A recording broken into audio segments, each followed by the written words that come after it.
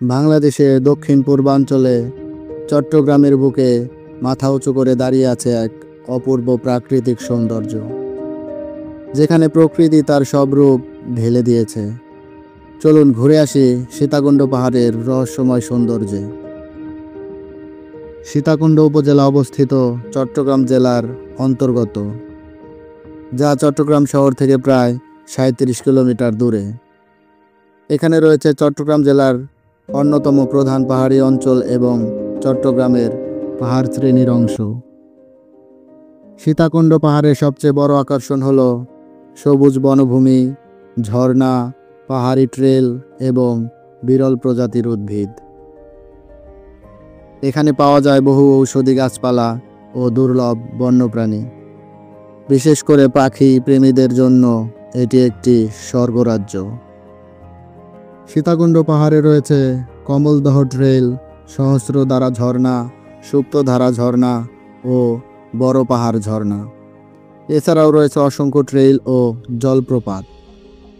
জনপ্রিয় একটি hiking spot যেখানে হেঁটে যেতে হয় গভীর জঙ্গলের ভেতরে, এটাই হচ্ছে কমলদহ ট্রেল।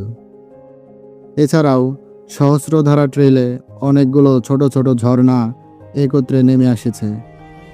এমন মনোমুগ্ধকর দৃশ্য এখানে দেখতে পাওয়া যায়।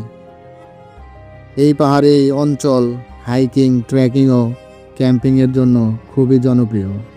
প্রতিদিন দেশের নানা প্রান্ত থেকে অভিযাত্রীরা আসে এই জায়গায় প্রকৃতির মাঝে হারিয়ে যেতে।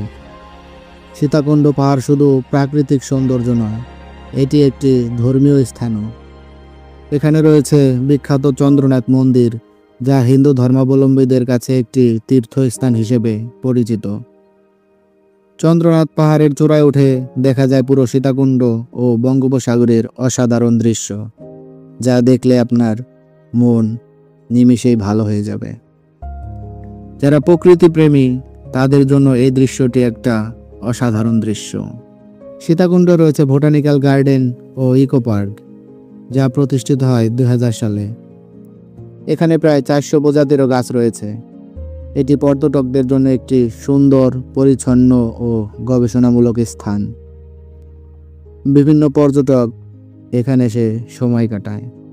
চট্টগ্রাম শহর থেকে বাস, ট্রেন কিংবা ব্যক্তিগত গাড়িতে খুব সহজেই যাওয়া যায় সীতাকুণ্ডে। সীতাকুণ্ড বাজার থেকে পাহাড়ের পাদদেশ পর্যন্ত অটোরিকশা পাওয়া যায়। এরপরে শুরু হয় কাঙ্ক্ষিত সেই হাইকিং।